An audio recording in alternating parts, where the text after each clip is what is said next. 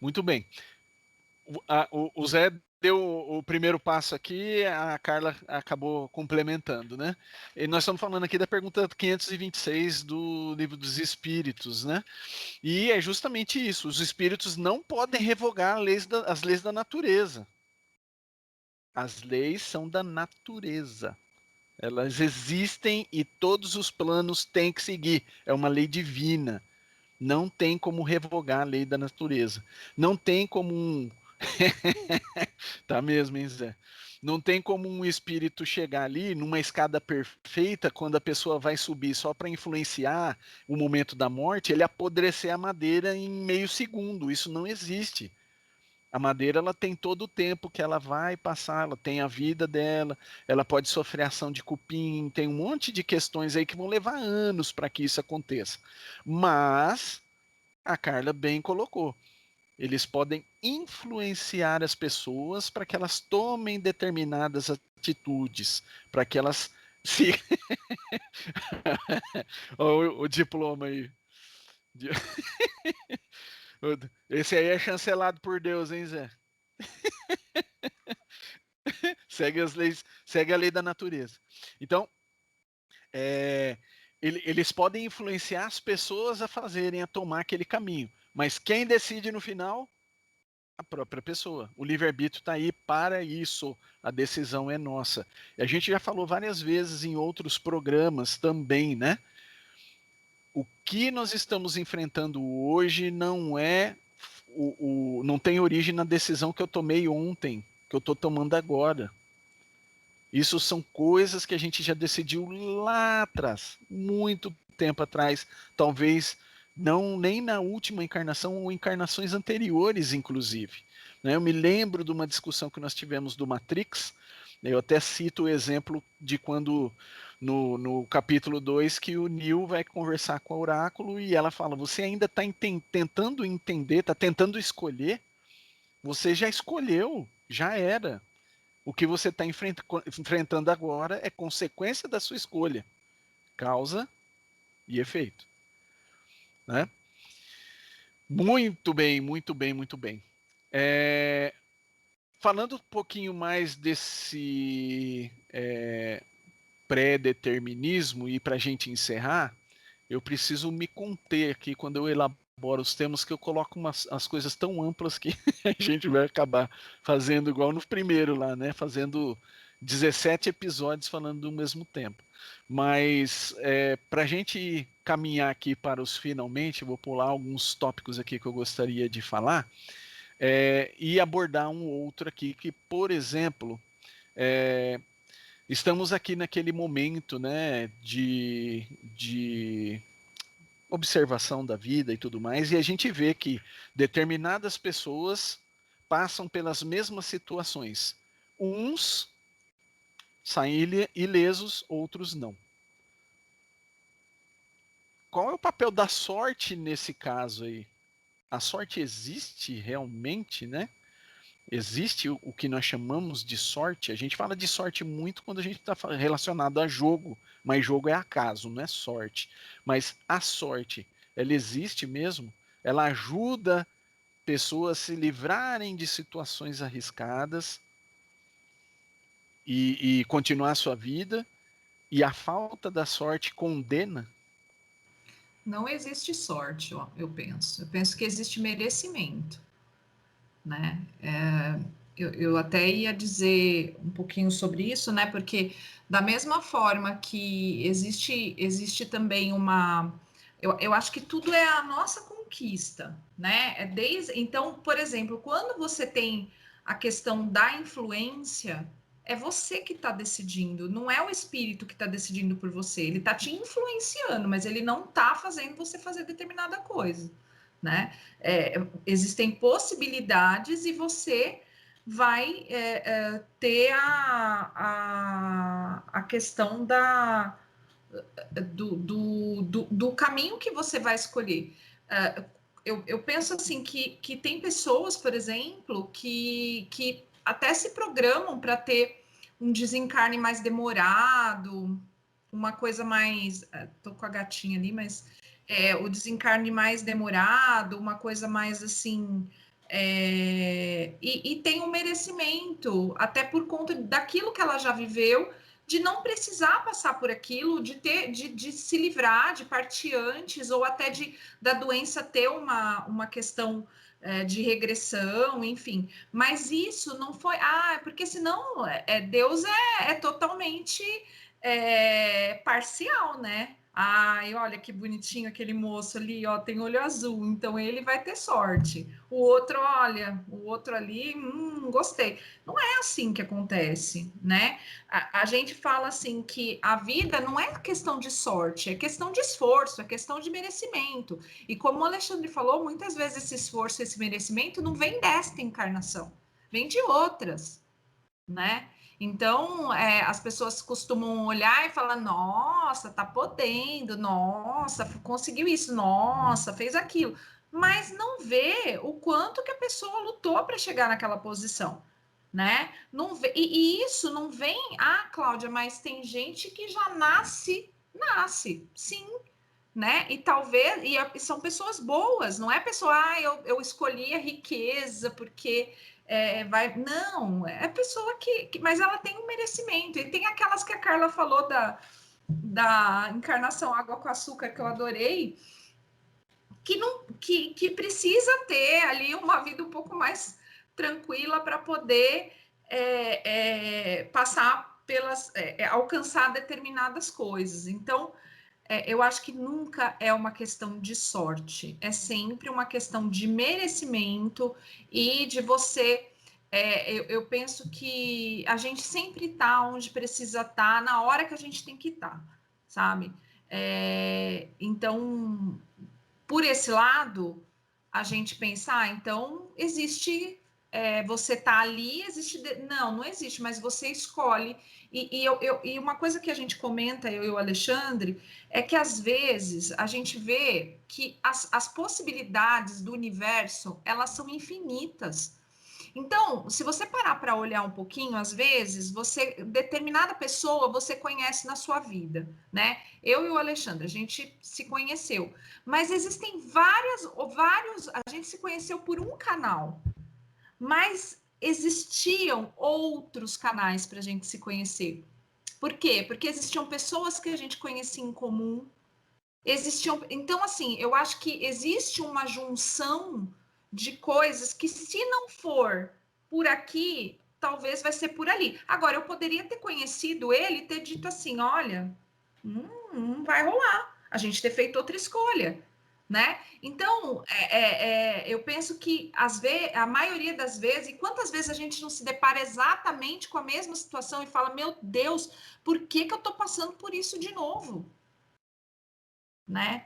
Então, eu acho que a gente tem que parar para pensar nisso, que sorte é uma palavra que dentro da doutrina, eu penso que não pode existir. Ela o que tem que existir é merecimento, trabalho, como diz aí, ó, 1% de inspiração, né, e 99% de transpiração mesmo. A gente faz valer, só que talvez a gente não enxergue porque o nosso esforço foi lá atrás, ou, né? Então, acho que são as questões da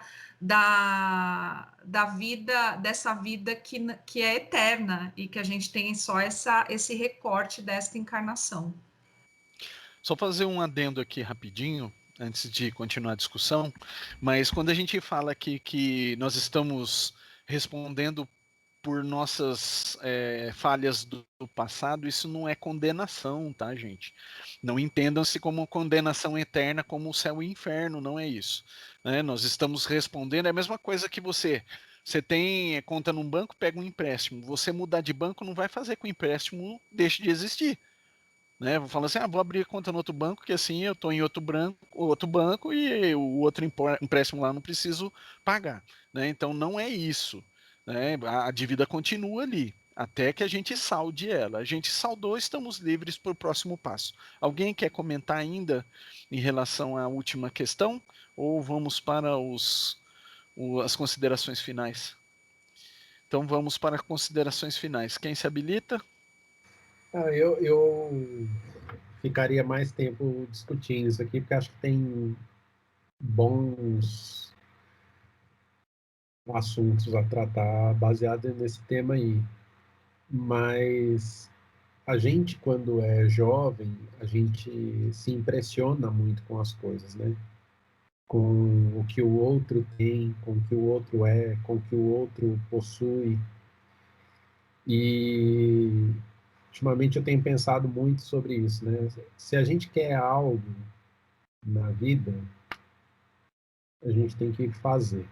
Então, assim, eu entendo quem pense que a vida é fácil, que o trabalho de alguém é legal, que ser rico como fulano de tal é bacana, que ter dinheiro como filho de não sei quem seria ótimo, mas eu não tenho tempo para nada disso. O meu tempo está destinado a construir meu caminho. O que o outro tem, o que o outro é, o que o outro conquistou, não faz a menor diferença. E isso é uma fatalidade. Eu acho interessante essa discussão, né? Porque como são questões muito, assim, às vezes a gente mesmo, né, acaba indo por um caminho que contradiz, né? Então, acho que é legal a gente refletir sobre isso à luz do espiritismo. O que é fatalidade? O que é você procurar, né, ir em busca de alguma coisa perigosa? Qual é o papel, né, que a gente tem ali? O que a gente conquista? E a gente não tem controle sobre isso. A gente, como diz o Sidney, a gente tem controle sobre nossos atos, mas não tem controle do ato do outro, né? O outro tá ali, é o outro. A gente tem controle daquilo que é nosso e ainda assim, às vezes a vida dá um supetão na gente e fala assim, olha, amigo, nem isso você tem controle, né? Para você se colocar lá no seu lugar, né? A pandemia está mostrando isso, né? Então, eu penso que se a gente não acreditar que existe um propósito, que existe sim algo que está ali, que você pode chamar do que você achar que deve chamar, mas algo que tem essa coordenação, que tem essa visão de um todo, e eu não vou usar a palavra controle, mas que tem não sei qual palavra que eu poderia usar, sabe? Que tem essa visão de construção, né, do todo. Que às vezes a gente olha para uma pessoa com determinada, né? Você pensa assim, nossa, agora mesmo nessas questões políticas, né? Você olhava para algumas pessoas e falava, meu Deus, que pessoa é essa? E hoje você está obrigado a olhar e falar, nossa, agora eu entendi porque que esse cara aí não caiu, agora eu entendi porque que esse aí não foi preso. Né? Então, assim, porque as pessoas vão ter ali, vai existir um propósito. Se a gente não acreditar nisso, gente, fica muito difícil da gente continuar, né? Então, a gente tem realmente o controle do livre-arbítrio, mas nós não controlamos nada, mas existe algo maior que é o que eu estava falando, não é bem um controle, porque se fosse um controle, ele determinaria que a gente faria tal coisa em tal momento, e não é isso. Ele te dá a possibilidade da escolha. Eu acho que isso é grandioso e a gente tem que agradecer muito essa parte, né? Eu penso assim sobre a morte. Senão a Carla falar. Não. Carla, se você falar, não vai sobrar nada para mim. Sim.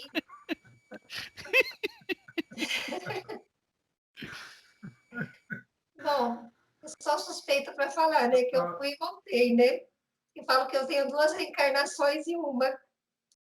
Então, assim, a gente precisa aprender alguma coisa, né?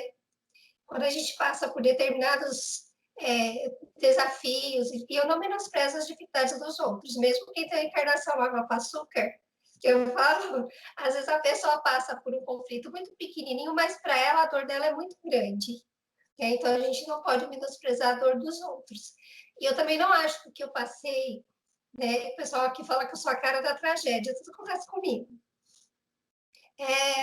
também seja algo grandioso, nada disso. É que eu precisava passar por determinadas experiências para aprender alguma coisa. Então, eu lembro quando eu fiquei internada, eles queriam levar uma televisão para o meu quarto, né? Que eu fiquei no SUS e não tinha nada. E falaram, não, não quero. Eu preciso sentir por que eu estou passando por isso. Então, eu não quero que nada me distraia, nada. Né? Então, foi um momento de introspecção, até depois de eu ter que ficar sem falar durante 2 meses, sem comer, sem beber. E assim, eu olhava para as pessoas e eu via que muitas não teriam condições de passar pelo que eu passei. E muitas também acham que foi assim algo horrível, algo que fala, nossa, você é forte, né? E o pessoal usa isso quando eu vou passar por outras dificuldades. Quando eu vou passar por momentos difíceis da minha vida, eles falam assim, cara, mas você é muito forte. Porque se você conseguiu passar por aquilo, você passa por qualquer coisa. E não é verdade, gente. Não é verdade. Depende muito do que a gente é apegado, depende das nossas tendências, depende de uma porção de coisas que eu acho que se acontecer comigo vai ser muito mais difícil do que eu passei, entendeu? Com a perda de uma criança, de um filho, eu acho que isso é muito difícil, né? Separação, a morte dos meus pais, eu acho que isso para mim vai ser pior, porque quando você está no físico, você sabe os seus limites, mas você não sabe o limite do outro. Eu sabia que eu ia viver. A minha filha, depois de um tempo, ela teve derrame pleural, assim. Para mim, aquilo foi terrível, foi a pior coisa que eu passei na vida. Né? Quando eles falam assim, a doença dela é muito grave, ela vai fazer uma cirurgia, a gente não sabe como que ela vai ficar. Para mim, aquilo foi, assim, um pesadelo. E eu vivi aquilo todos os dias como se fosse um pesadelo. Até quando ela teve alta, eu não acreditava. Eu falava, meu Deus, é verdade, ela teve alta, sabe? E aí depois a gente, qualquer tempo ruim, qualquer gripezinha que ela tinha, pra gente era um pesadelo, foi horrível. Porque eu não estava dentro do corpinho dela, então eu não sei né? E a gente não sabe o que o outro tem que passar. Mas o nosso consolo, que nós que somos espíritas, é o seguinte: a gente, e fala em todos os capítulos do Evangelho, a oração. Faça oração, que os bons espíritos vêm te ajudar. Então, isso, gente, é muito bom, é muito consolador. Tem alguém que te fala alguma coisa, quando você faz uma oração, o telefone toca, é alguém que traz uma esperança, é amigo, é parente, é gente, assim, vem, o socorro vem na hora. Então, isso é muito legal. E a questão da gente morrer, a gente sabe que vai morrer, mas é como a gente falou no luto, como que a gente está vivendo? O que eu estou fazendo? Porque a nossa sorte, não existe sorte, mas assim, é a gente saber que a gente vai colher o que a gente está plantando. Então, a gente observar muito essa reencarnação. O que eu estou fazendo com ela? Porque a gente só aprende aqui na matéria. E às vezes a pessoa se livra, né? Como o Alexandre falou, se livra ali de uma coisa, acontece tipo uma semana depois. É porque essa semana para ela era decisiva para o espírito dela. Depois que aconteceu o ocorrido comigo, os médicos falavam assim para mim, cara, você tem que tirar suas amígdalas. E é urgente. Se você não tirar as amígdalas, você corre o risco de novo. Então, qualquer coisinha aqui, dorzinha de garganta, qualquer coisinha, eu pegava um vento, eu sentia dor de garganta. E aí vinha toda aquela coisa, aí, sabe aquele desespero, do pessoal achar que eu ia morrer de novo, porque eu não podia ter. Eles já falaram, você corre o risco, se você tiver outra, já era, né? E eu fiquei 3 anos para tirar as amígdalas. Então, era um dia de cada vez. Eu vivi 3 anos achando que eu ia morrer. Então, nesses 3 anos eu aprendi tanta coisa, mas tanta coisa, eu vivi como se eu fosse morrer. Então, isso é muito, muito gratificante para mim. Então, a gente tem que ter olhos, a gente tem que acordar para a vida, né? Porque a gente fica muito numa consciência de sono. A gente vive muito no automático. Aí, quando acontece alguma coisa assim, no próprio Livro dos Espíritos fala, quando acontece alguma coisa desse sentido, é para a gente aprender alguma coisa, é para a gente mudar o rumo. É como a Cláudia falou da depressão. Tem que mudar. Mas é a gente que tem que mudar, ninguém vai mudar por nós. Os espíritos influenciam, auxiliam, mas também de acordo com a nossa sintonia. Da mesma forma que eu agreguei valores e pessoas de valores para perto de mim, eu poderia fazer o contrário. Eu poderia ter tido uma depressão e ficar, por que isso aconteceu comigo? Ai, meu Deus! E na onda de muita gente que falava uma porção, eu ouvi muitas coisas, gente, muita coisa assim boa e muita coisa ruim, muita coisa que poderia me derrotar, sabe? Eu falei, não, eu tenho que escolher. E como espírita, como uma pessoa que lê, que entende das coisas, eu tenho que escolher o lado bom. Eu tenho que ficar do lado da espiritualidade, porque a gente também sofre muito assédio dos espíritos que querem nos derrubar, né? Porque a gente também não é santo. Nessas horas, todo aquele povo que a gente fez maldade e que às vezes está desencarnado e os que estão encarnados também, eles vêm para ficar sugestionando uma porção de coisas ruins e negativas. Só que o livre-arbítrio está presente em tudo. A escolha é nossa. Eu quero viver com esperança, com dignidade, eu quero dar atenção para isso. E não culpar nada. Não existe culpa, existe responsabilidade. Eu tenho que viver igual era para ficar muda. Eu não fiquei. Aí todo mundo ficou preocupado se eu ia voltar a falar. Eu falava assim, é uma preocupação que eu não tinha. Se eu tiver que ficar muda, eu vou viver muda. Né? Mas eu aprendi muito a ficar sem falar. Eu escrevia. Então, quando eu começava a escrever, eu ficava olhando e falava, meu Deus, se eu falasse isso, eu ia magoar tal pessoa. Então, na hora que eu escrevia, às vezes eu apagava. Eu falava assim, se a gente fala, a gente não pensa no que falou. Isso é automático. Então, vocês ficam rindo de mim, porque às vezes eu falo pouco, mas assim, eu aprendi isso. A falar só o necessário, sabe? Antes não, depois eu fiquei analisando a minha vida, eu nem lembrava das coisas que eu falava.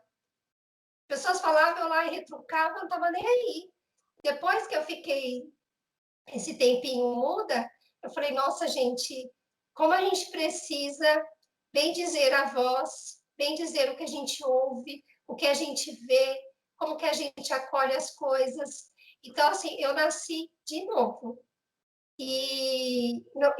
Só que eu tive a oportunidade, né, de reencarnar novamente, porque eu virei praticamente um bebê. Eu tive que voltar a falar, voltar a comer, usei fralda, tudo numa encarnação só, né?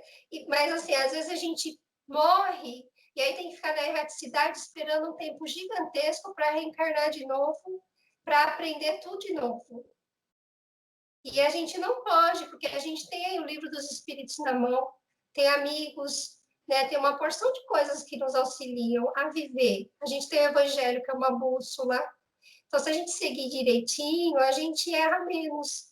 Errar a gente vai, né? Lógico, porque a gente é ser humano. Mas a gente vai errar muito menos do que se a gente prestar atenção em tudo isso que a gente tem. Né? Tudo, a gente tem, sim, gente, muita informação, né? E não é em vão. Tem muito, eu falo, gente, eu sou tão abençoada, eu devo ter um karma gigantesco de tanto amparo que eu tenho perto de mim, assim. Porque é muita gente boa, muita gente legal, família, sabe? Eu não consigo contar nos dedos as pessoas ruins que apareceram na minha vida. Então, eu consigo contar nos dedos as pessoas ruins, mas eu não consigo contar o tanto de bênção que existe na minha vida. E eu sei que isso tem na vida de todo mundo, porque, como a Cláudia falou, Deus não escolhe, não fala, é você assim, você assado. Não, isso é para todo mundo. O sol nasce para todos, né? Mas a gente que escolhe, né? O livre-arbítrio é nosso. Isa, só sobrou a frase do William Bonner no final do Jornal Nacional para você. Boa noite. Não se esqueça de se inscrever no canal, ativar o sininho, deixar o like. Galera, valeu, que acho que a Carla falou tudo, mas sobrar nada para mim. Ó, vocês são professores. Vocês têm uma batalha diária, o sacerdócio, seu professor. Você e a Cláudia ainda... E o Sidney tem o Alexandre com ele desde os 14 anos de voltar. Então, não precisa falar nada. Eu ainda vou viver muito, ó.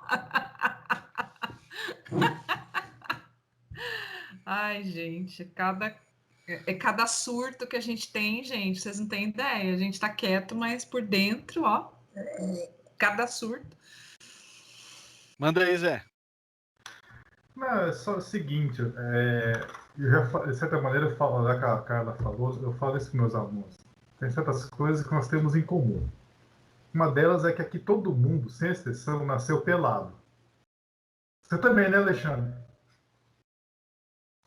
Com a mão no bolso, aposto. Nasci pelado, mas sempre bonito. Então tá bom. E outra coisa, e para morrer basta estar vivo, ou seja, nós todos vamos morrer um dia, né? Vamos desencarnar um dia. Então isso também é outra coisa em comum. Flávio Cerati gosta dessa frase.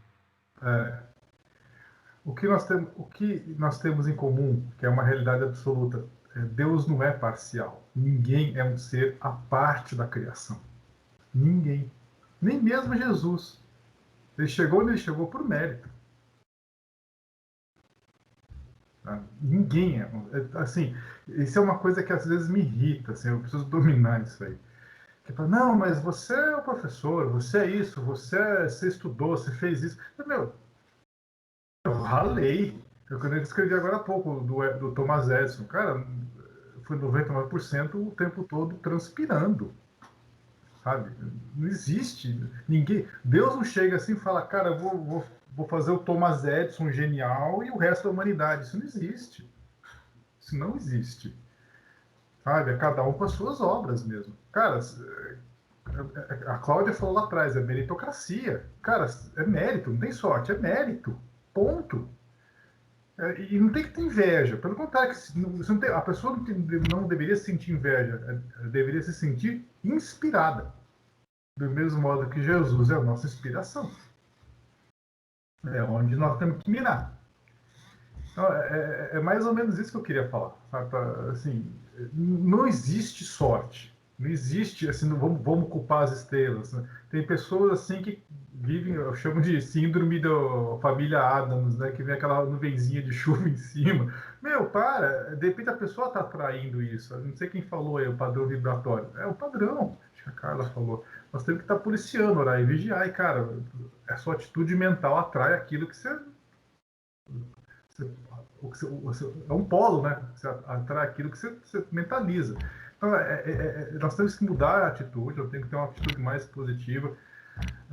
Sim, temos vários desafios, somos falhos, vamos errar, mas é que eu escrevi agora há pouco do Thomas Edison. Né? Cara, nem que você descubra 10 mil maneiras diferentes de não dar certo, mas pelo menos encontre uma que funcione.